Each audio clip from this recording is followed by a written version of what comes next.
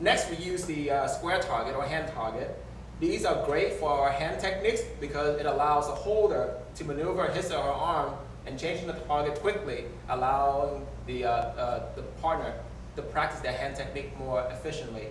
With most square target or hand targets, you will have two strip back here and a grabbing point on top. Either one of both of these will be adjustable. On the one I have right now, the bottom one is. I will slide my holding arm in through both, loop my fingers at the top strap, bring the Velcro around to a comfortable position, bring it in. Now I have my target secure in my arm. Now let's go ahead and go over some techniques that we can use with this target. We have a straight punch coming up with this square target, so I'll go ahead and set it up. When my partner steps back for his stand, I will need to gauge where the technique will go. Right now he's doing a head high punch, so I will set it at his head level. Now I am setting off to the side so that when he hits, he's not going to go through the target and hit me, since he's a pretty strong striker. This also allows me to give more when he hits my target with all of his strength. So let's watch him.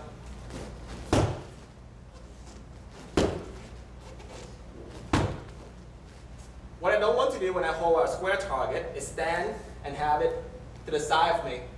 If I was to do this and he hits, my shoulder may be taken out from that impact. So I want to give myself some distance to cover and absorb that force. So again, I stand to the side, target flat, straight on. He hits, I turn and give. Hits, I turn and give.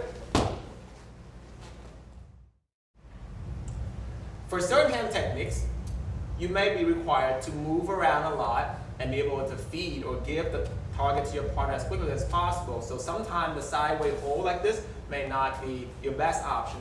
So that means that I have to go back to my forward frontal hold. If I have to do that hold, I would use both hands to support the target. That way the impact is lessened and I can protect my head, in this case, from his strike. So if my partner goes back to his stand and he's doing rapid punches when I feed him, this is a good way to hold. For this hold, again, my dominant hand is still holding the target, but my supporting hand now is here to brace the pad from coming into me as he hits it.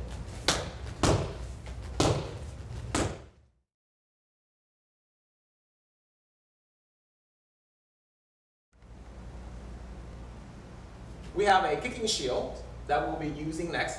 Now, depending on the type and the brand that you have at the school, you may have fewer or more straps than the one I have now. On the back of the shields, there are usually two vertical straps. I will go ahead and put my non-dominant hand through and grab the furthest strap away. Once I have that, I can now use my other hand either on the side strap if it comes with one. If it doesn't, I'll put my hands here or here.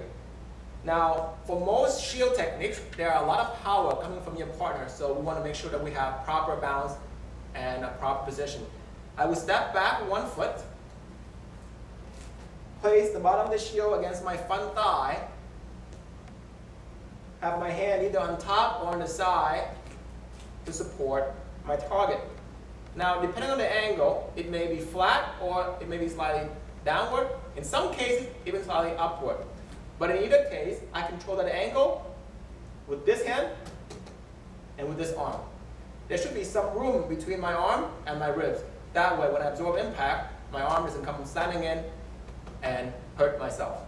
So from here, I'm now ready to hold for a kick or a strike on the shield. I'm holding for a straight-on kick, either a side kick or a back kick, or variations of those kicks. So I will go ahead and set up my technique by stepping back with 1 foot, have my shield in front of me against my thigh, set the height based on the kicker's needs. So when he steps back for his real leg side kick, this is roughly where his torso is, the height of it. So when he turns and kicks, he'll hit at the right spot. Let's watch him again. A couple of things about holding. I am bracing my shield against my body, but I'm also giving when he hits me. That's probably the more important part when it comes to the shield, the giving part, than the bracing part.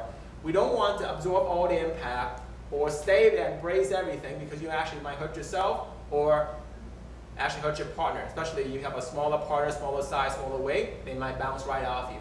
So for me, when I give with the shield, there are two parts I can give. First is in my arm. When he kicks, I bend my arm and takes the impact.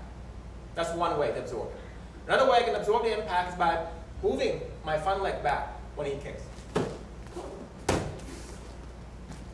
That also allows me to absorb the impact while allowing him to kick fully as he needs to. And in most cases, I do both. A bit of arm, a bit of leg.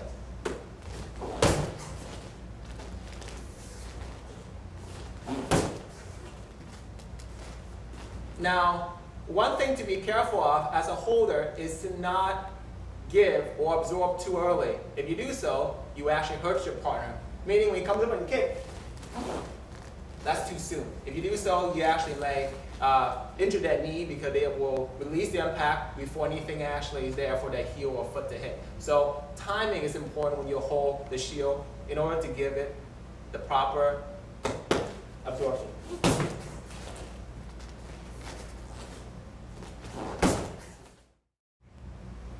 One thing to be careful of when you are holding the shield for your partner is to be sure that you're not extending the hold too far out in front of your body. Some people think that it's safer to hold the shield away from their body, but it's actually much more dangerous that way, because when he goes to do the kick, if I'm holding way out here, he comes in and kick.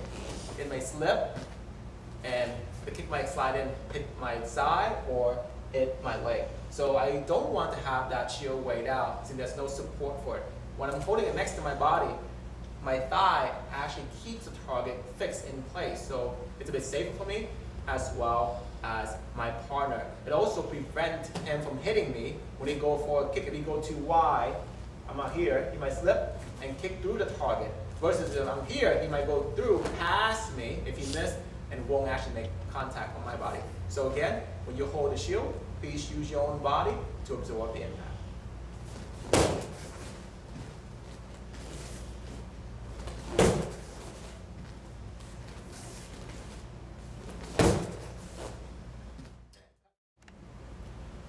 For a strong kicker, a double shield may be needed. This is how we do a double shield hold. I still have my first shield held the same way I had it earlier, but now I will place another shield behind it. So my front arm is now sandwiched between these two pads. My other hand will now either grab onto the side handle or support the side of the back shield. So this will give my partner a thicker target from the hip, allowing me to hold for him and not hurt myself in the process.